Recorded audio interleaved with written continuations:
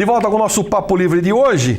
E fiz uma sacanagem aqui. Está comigo aqui a minha produtora, como é que fala quando tá substituta, que a Giovaninha tá de cama, tá dodói, e a Amanda Barrocas caiu na asneira de ficar sobrando aqui comigo hoje. Falei, senta aqui que você não veio para o programa. E a Amandinha, que é a nossa colega aqui, está conosco nesta segunda metade do programa. Amanda, obrigado por estar aqui comigo, mesmo com toda a resistência. Muito obrigada Jair, eu agradeço. Foi uma surpresa, claro, né? Claro, senão não ia ter graça. Se eu falasse para alguém entrevistar, ela ia ficar me enrolando como ficou até outro dia. É verdade. Não é? Com sempre eu falava, não, vou marcar. Hoje ela estava aqui, falei, Leozão, fecha a porta, não deixa ela sair. Ô Amanda, fala pra mim uma coisa, você estudou junto com a Bruna, né? Fez jornalismo? Eu fiz jornalismo na PUC. Filha da PUC também. Filha da PUC, só que eu me formei em 2009, eu entrei na turma de 2006 e eu fiquei só uma parte com a Bruna, que é a editora-chefe do Indaiá Notícias, porque ela trancou a faculdade por um tempo e voltou depois para terminar. Então, eu fiz os 4 anos. Direto e depois... E por que jornalismo? Você não fez engenharia, arquitetura? Eu queria ser fonoaudióloga. Fono? Sempre quis ser fonoaudióloga, mas eu tive uma professora no antigo 6º ano. Eu estudei em Campinas, morei minha vida em Campinas. 6ª série? Isso. E eu morava em Campinas, estudei em Campinas numa escola estadual. E essa professora, ela ficou com a gente da 6ª série até o último ano do ensino médio. Era a professora Sâmia, de língua portuguesa, e ela despertou em mim o jornalismo. Eu fiz parte do jornal da escola, eu fiz parte dessas enquetes, eu fui a primeira equipe do jornal da escola que a gente instaurou. E aí ela despertou o gosto, eu fiz o vestibular e caí de paraquedas. Caí de paraquedas no jornalismo. E que tal? Eu gosto muito mesmo. O que você mais gosta no jornalismo? O que mais te atrai no jornalismo? Eu gosto de algumas vertentes. Eu não sonhava em trabalhar com TV. Era uma vertente que eu não queria seguir. Eu sempre fui mais pro lado do rádio ou mais pro lado das mídias sociais. E, de repente, caí aqui na TV e eu gosto muito de TV. Eu aprendi... A gente descobre umas coisas que nem imagina, eu nem imaginava. Eu gosto muito de jornalismo policial, da parte tanto de investigação como de ocorrência. Eu gosto muito de jornalismo histórico, a parte de documentário. Eu fiz um documentário também na faculdade. Legal. Eu gosto mais dessa parte. E eu prefiro as coisas que são um pouco mais aprofundadas. Esse jornalismo que é feito voltado para educação, voltado para descobrir alguma coisa, fazer coisas diferentes, já é mais a minha área. Meio catraca livre, assim, uma coisa mais nesse sentido de ficar explorando alternativas. Isso, exato. Mas na sua família alguém já fez jornalismo? Não, nada? A minha família ela é toda voltada para a área de exatas. Eu tenho uma irmã que é engenheira ambiental, inclusive se mudou esse ano. Ela está em outro estado, sozinha, se dando muito bem.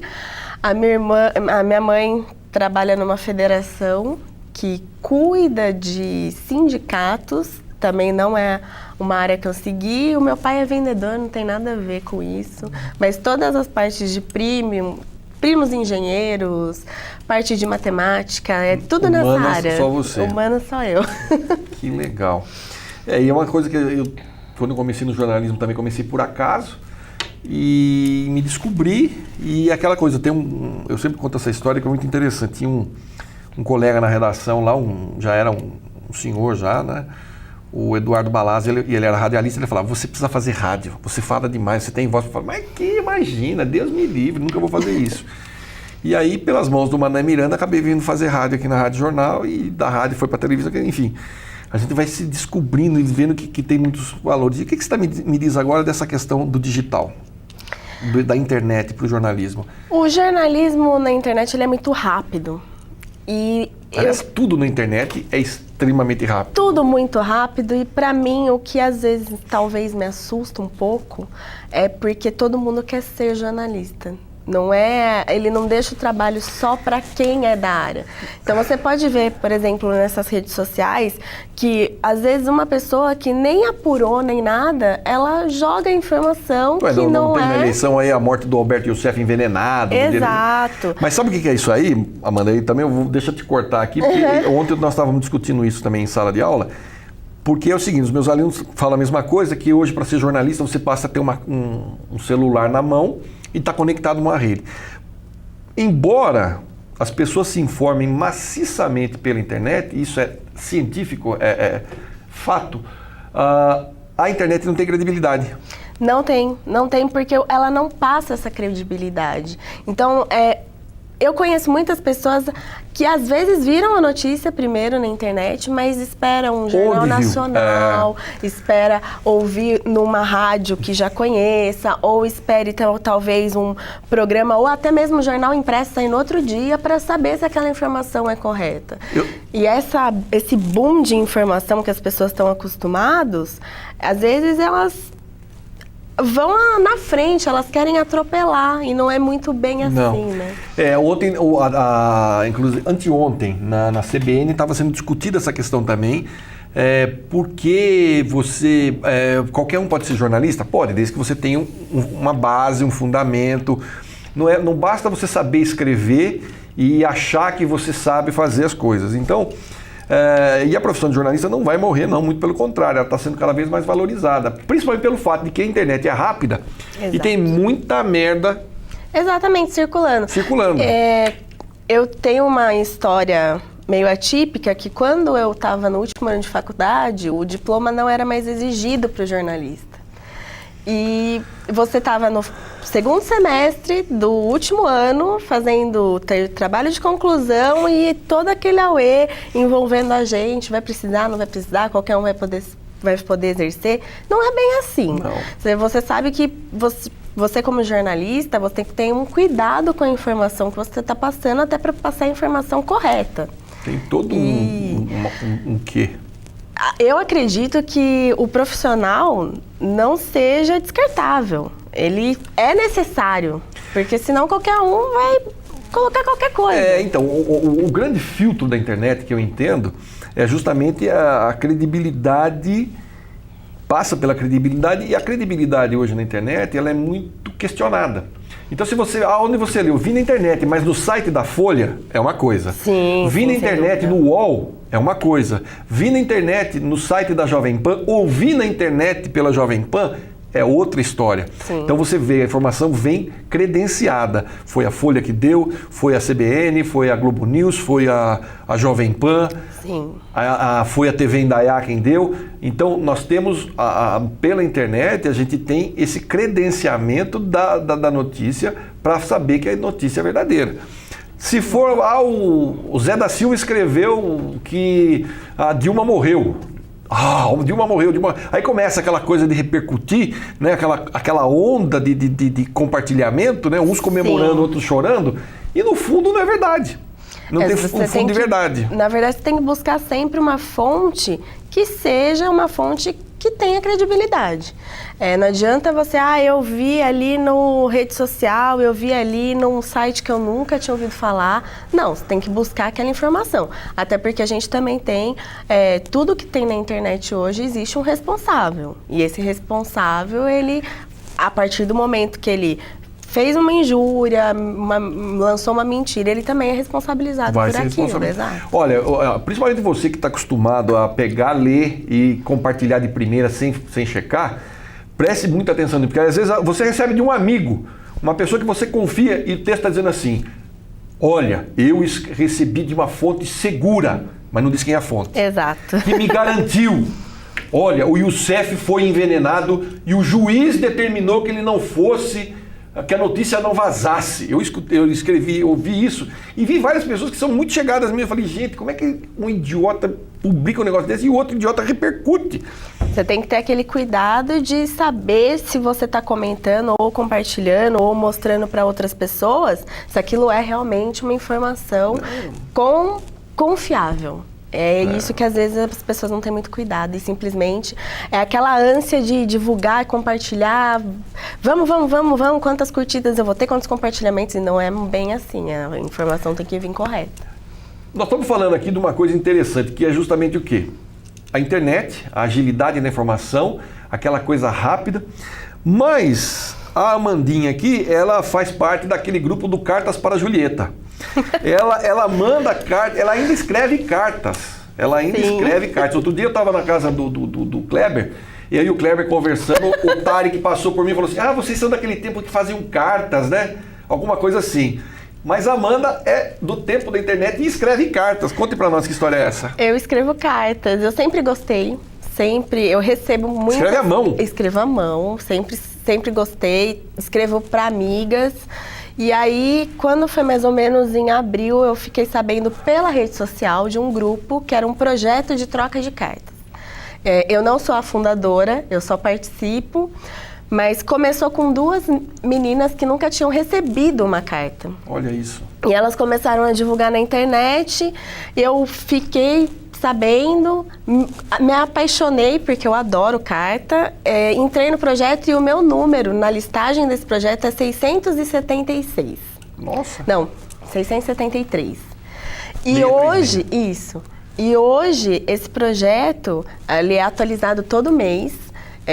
Um vai falando pro outro, um vai contando, um vai divulgando, e ele já tem mais de 2.500 pessoas que participam. Do mundo inteiro? Do mundo inteiro. E aí a gente começou, e pode ser de qualquer coisa. Você pode falar de gosto literário, cinema, contar um pouquinho da sua vida, o que você está fazendo. Tem muita gente que está entrando na universidade, que pede conselhos sobre profissão. E foi indo, e quando eu vi, eu já estava no meio do projeto. Quantas cartas você recebe e troca? Eu falo pelo menos com aproximadamente 40 pessoas fixamente. Todo mês? Todo mês, que você manda a resposta e assim, esse projeto é bem bacana porque você tem aquele compromisso de responder. Não importa se você vai demorar um pouco mais ou um pouco menos, mas você tem o compromisso de responder. Que e-mail que nada, gente. Agora o negócio é carta. Cartas para Julieta. E, inclusive, eu tenho, por exemplo, uma amigona na Costa Rica. É uma pessoa que eu mando, que eu já fiz CD de cultura brasileira, que eu já mandei livro de autor brasileiro, que eu já recebi coisas. E que a gente só se corresponde por carta. Costa Rica, Argentina, Espanha. Eu falo com muita gente do Brasil, Maranhão, Pernambuco, Rio Grande do Sul, Minas Gerais, Rio de Janeiro, São Paulo, interior. Já encontrei pessoal dessa troca de cartas. Fizeram um encontro ao vivo. Eu era amiga, assim, por redes sociais de uma moça de Pernambuco, e ela veio para São Paulo, aí a gente começou a funilar essa amizade pelo troca de cartas, ela veio para São Paulo e aí eu fui para São Paulo conhecê-la, e fomos à Pinacoteca, fomos andar no MASP, foi muito bacana, e eu conheço muita gente, e esse projeto agora também cria um carinho para crianças do Hospital do Câncer do estado do Pernambuco. Então, a gente tem uma listagem todo mês de crianças que estão sendo cuidadas, e aí a gente manda cartinha de incentivo, desenho, e eles respondem, é muito legal. Puxa, que legal. Amandita, nosso horário foi pelos ares, explodiu, mas obrigado pela participação no programa. Você aí de casa conheceu mais um pouco de uma das colegas nossas aqui da TV. E qualquer hora eu pego você na curva ali de novo e trago você pra cá. Eu que agradeço, Jair. Eu espero que... Eu fui pega de surpresa, eu espero que tenha ido bem. Esse vermelho na cara dela não é luz não, viu, gente? Ela que ficou vermelha mesmo. Eu espero que o pessoal de casa esteja gostando da programação da TV Indaiá e que conheça um pouquinho mais da gente que tá aqui dentro. Tá joia, então. Obrigado a você de casa, mais uma vez, pelo carinho da audiência, da paciência. Fico por aqui, a gente se vê no próximo encontro. Até lá, fique com Deus, muita paz, mas não desligue, tem mais programa da TV Indaiá na telinha da sua TV. Tchau!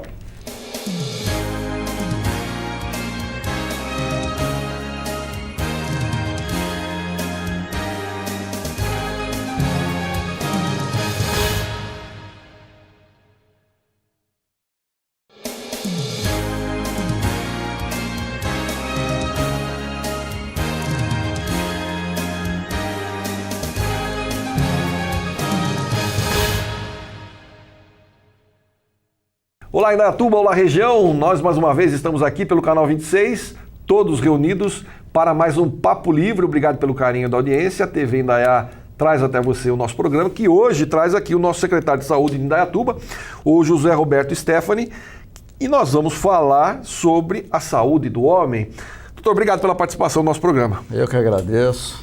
É uma satisfação estar aqui, sempre bem acolhido e estar junto aí à população. Um bom dia a todos.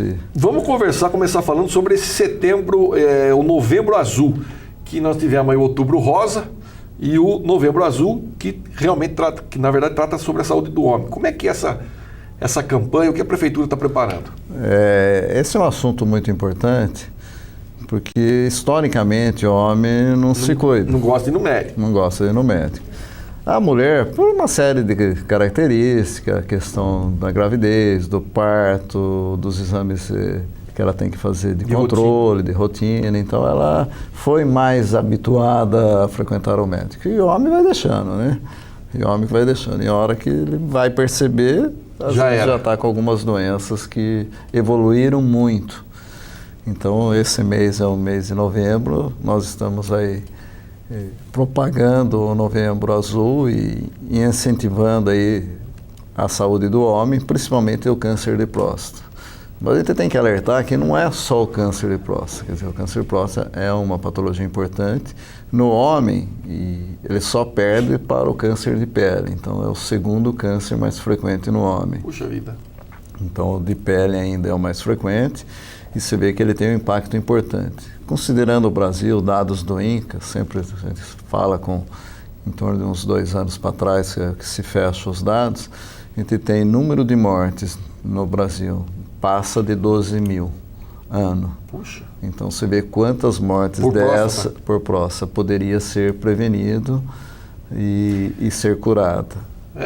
Eu acabei de vir de um colega aí, encontrei ele na rua, falei, fulano, ele falou, rapaz, morreu. Eu falei, morreu a câncer de próstata. Eu falei, caraca. E mais de 60 mil são diagnosticados todo ano. Então, 60 mil casos novos todo ano e 12 mil óbitos. Você vê que fica aí, então, se você fizer uma conta aí, 40 20%. A 50 mil tratando. Esses 40 a 50 mil que não morreram e que ficam tratando, você vê, se feito um diagnóstico precoce, você pode fazer uma cirurgia e ficar curado. Então, não precisa nem fazer quimioterapia, não precisa nada. Agora, você não faz o diagnóstico precoce, aí você vai ter o risco de ser uma evolução totalmente desfavorável e levar ao óbito, como 12 mil acabam falecendo por ano do câncer de próstata. E não só isso, acho que a morte assusta, mas é um fim nosso que mais cedo ou mais tarde, aí cada um tem a sua programação. É a certeza que nós temos quando nascemos. Mas se imagine, hoje que é o câncer, ele se torna uma doença crônica, então você fica aí 5, 10, 15 anos tratando e sofrendo. Então um sofrimento que pode ser evitado. Basta fazer os exames de rotina, tem que ir no médico fazer o exame também, porque só o exame de sangue não é a garantia. É um exame desagradável? É. Mas pergunta para a mulher se é agradável ela ir no ginecologista fazer o exame, fazer o Papai Nicolau. Também não é um exame agradável. Então, eu acho que frente ao risco, frente ao prejuízo, tudo, acho que é um segundinho lá de desconforto e resolver o assunto. Só não pode se apaixonar pelo médico, né? Não pode. O Luiz Antônio Pedrino é um amigo nosso aí, que é médico, ele falou assim, o duro é você ir para fazer o exame de próstata e perceber que o médico está com as 2 mãos no ombro, né? É bem complicado. Mas, estou falando agora também em outros ramos da medicina que trabalham pela prevenção e que o homem também tem que tomar cuidado, como hipertensão, diabetes, que as pessoas às vezes não se dão conta e quando vai perceber o burro já passou. Eu acho que a sociedade cresceu, a população cresceu muito. Nós estávamos falando há um minuto atrás aí da água. Então, acho que todo recurso que nós temos, se você for parar para pensar um pouquinho, nós temos que usar o quê? Com seriedade e com critério. Sim. Então, o recurso da saúde, o recurso hídrico, o recurso energético aí. Então, você tem que usar com uma inteligência de uma maneira racional, porque senão ele não é suficiente. Então, quando a gente pensa na medicina, então você vê que o homem está sobrevivendo mais, graças à tecnologia, aos novos exames, novas cirurgias, novas medicações. Então, tudo isso propiciou que ele viva mais. Só que, para isso, é preciso a sua parte individual. Não adianta a gente só cobrar, tem que fazer a parte. Cobrar do governo. Acho que a mudança maior está na população. Porque, às vezes, a gente cobra. E o que eu estou fazendo para mudar essa situação? Então, a saúde, nós temos condições hoje de viver mais e bem. Você lembra, bem pouco tempo atrás, uma pessoa que chegava aos 100 anos era motivo de Jornal Nacional. Hoje já é normal. Já é comum. A pessoa lá tem 100 anos, 100 e tantos anos, já não passa batido como uma coisa normal. Então, tem a diabetes, que é uma doença séria, tem a hipertensão, então a obesidade que está junto com tudo isso daí. Que é uma epidemia hoje no mundo, a obesidade, né? Mais de 50%, a obesidade é um negócio seríssimo. E você vê, eu sou pediatra e lido com as mães, agora eu parei o consultório devido às atribuições da secretaria, então fica complicado, não tenho tempo, porque pediatra é aquele médico que tem que ir todo dia no consultório. Mas sempre discutir com os pais. Você criar esse hábito saudável e a criança faz o que os pais fazem. Sim. Então eles copiam. Então, se criar esse hábito saudável, você vê o quanto nós vamos ganhar de vida para essa pessoa. Acho que qualquer um de nós está sujeito a ter um acidente de percurso. Claro. Uma doença grave, um acidente, isso é uma fatalidade, vamos pôr assim. Mas se isso não acontecer, você vai viver mais de 80 anos hoje, seguramente. Uma pessoa que não se cuidou, se tornou obesa, hipertensa e diabética, chegou com, às vezes, 40, 50 anos, já está com uma condição de vida ruim, limitada, às vezes debilitado e tudo. Então, nós estamos falando em 30, 40 anos de vida.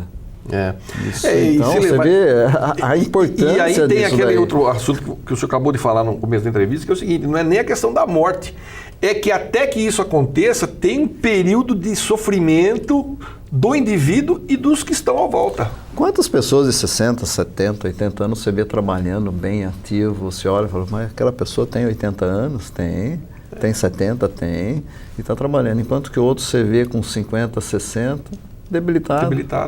Então, essa qualidade de vida, nós estamos falando de 20, 30, 40 anos, não é... Muito, não é lá atrás, não. E não é poucos anos de vida.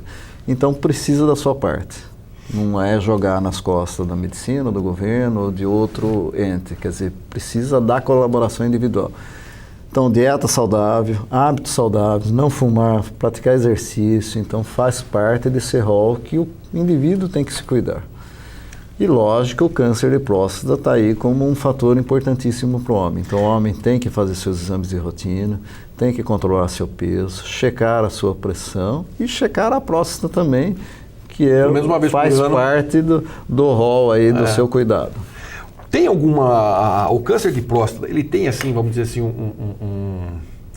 um gatilho, ele é hereditário, todo mundo está sujeito, como é que é isso? Quando a gente pensa em indivíduo e no câncer, em tudo que nós temos, então você tem um fator genético importante, daí você tem o meio ambiente. Quando a gente fala nesse meio ambiente, é a alimentação que você come, é a irradiação, é os seus hábitos. Então, depende aí de um conjunto do meio ambiente, de tudo aquilo que pratica, mais a parte genética que vai dar o que a gente chama de fenótipo, que é aquilo que você vê, a cor da pele. Então, tudo isso depende do quê? Se você tomou sol, você ficou com a pele mais escura. Senão, então, você tem a parte genética e mais o meio ambiente interferindo nisso daí. Então, para tudo. Então, tem algumas famílias que têm uma propensão maior a ter determinado tipo de câncer. Então, tem geneticamente a determinação. Está lá o gatilho lá. Então, se o meio ambiente favorecer, vai desenvolver. Então, a gente sabe que o câncer de próstata, quase 100% dos homens praticamente têm ao longo da sua vida. Aí, se viver até os 80 anos, 100 anos, aí, praticamente 100% terão sim. Só que um câncer, quando ele chega lá na idade avançada, é um câncer que ele vai evoluir muito lentamente, então a grande maioria não precisa fazer nada. Vai morrer com o câncer, mas não do câncer. Então, às vezes, tem muitas pessoas que morreram, que tinham câncer de próstata e nem sabiam que tinham. Porque aquilo era tão lentinho, a pessoa de idade que já não está fazendo controle, por algum motivo ou outro, isso passou batido, então acabou não sendo. Agora, esse exame tem que ser feito porque aquele câncer de próstata que aparece no jovem, ele é mais agressivo. Então, esse tem que ser tratado e tem que ser tomada aí as medidas, porque senão ele vai evoluir e vai te levar a óbito. Entendi. Então, você tem que fazer. Então, você tem uma parte genética que aí vão existir outros fatores que em determinado momento pode desenvolver. Então, quando o médico faz o histórico da pessoa, ele sempre vai ver os antecedentes. Então, tem algumas famílias que têm propensão a diabetes, outra a hipertensão. Então, e o câncer entra nessa jogada. Está se fazendo com a evolução da medicina, que é o mapeamento genético. Então, cada vez mais você já está conseguindo determinar qual. Aquele gene já te dá a propensão, eu sei que vai desenvolver. Tivemos o caso aí da Angelina Jolie, que tirou as mamas. Por quê? Porque geneticamente ela já sabia que ia ter o câncer. Tá. Então, acho que foi um caso meio... É só ilustrativo para a gente ver essa parte genética. Discutível, mas eu acho que vale sim para ilustrar. Então, vai ter, no futuro... Você vai fazer um mapeamento genético e vou dizer, você tem a propensão de ter essa doença, não só o câncer, as outras doenças também. E aí você vai poder atuar tanto na prevenção, como num tratamento precoce ou nas medidas que virão aí. E quem sabe um tratamento genético também, né? Eu tenho uma prima que ela teve câncer de mama numa mama, depois deu a outra. E aí nós soubemos que a família dela tem um histórico. A avó teve, a mãe teve, a tia teve e morreu. Ela tem 3 filhas. Ou, consequentemente, as filhas também. Então, vai ter que ter um cuidado a mais. Estão predispostas. Então, essas filhas têm uma chance grande de ter aí o quê? Uma alteraçãozinha genética lá que predispõe ao câncer de mama. Então, vão ter que tomar um cuidado maior na parte preventiva. E a prefeitura, então, para dar um estímulo aí do Novembro Azul, está preparando...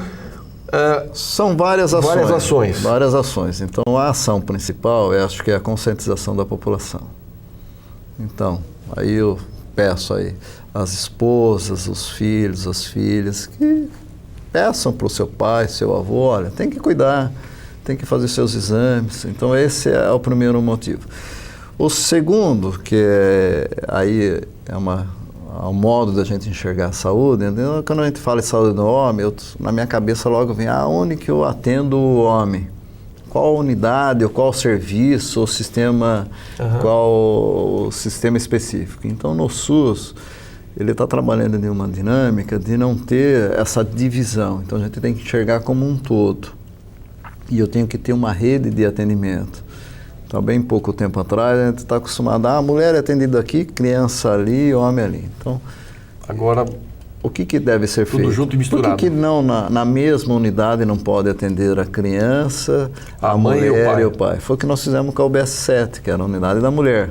Por que lá não pode ser atendido criança? Então, você tem que ter uma linha de cuidado. Então, o primeiro local de atendimento é o consultório do médico que te conhece, que é aquele clínico ou pediatra que acompanha as crianças, tudo que conhece o histórico familiar, que tem um envolvimento maior, até para saber aquilo que você é mais propenso. Você vê o quanto rico é você ter um médico afinado à sua saúde e não aquele especialista que só te viu em um momento para ver uma coisa e aquilo fica, às vezes, perdido ao longo da história. Então, ele tem um médico cuidador, que no caso da saúde pública é um médico de família ou posto de saúde correspondente à unidade básica de saúde que ele tem.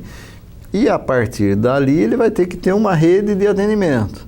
O que ele precisar, a partir dali, a gente tem que garantir esse atendimento. É a cirurgia, é o exame, desde as coisas mais simples até as coisas mais sofisticadas. Tá certo, então. Doutor, obrigado pela participação.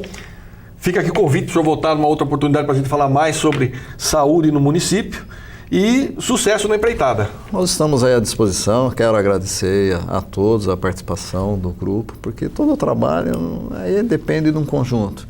Depende da população interagindo, do grupo da saúde que tem trabalhado, da administração. Acho que a gente tem que agradecer muito aí ao Reinaldo, ao Rogério, tudo por essa administração e por esse empenho em trazer aquilo que é de melhor para a população. Você vê que os recursos são finitos, a gente tem que usar com critério, mas aí faz esse desdobramento aí no sentido de termos aí uma cidade agradável, boa e com boa qualidade de vida. Eu que agradeço a todos. Obrigado. Conversei aqui com o médico José Roberto Stefani, que é o secretário da Saúde de Indaiatuba. Não saia daí, daqui a pouquinho eu estou de volta com mais Papo Livre para você.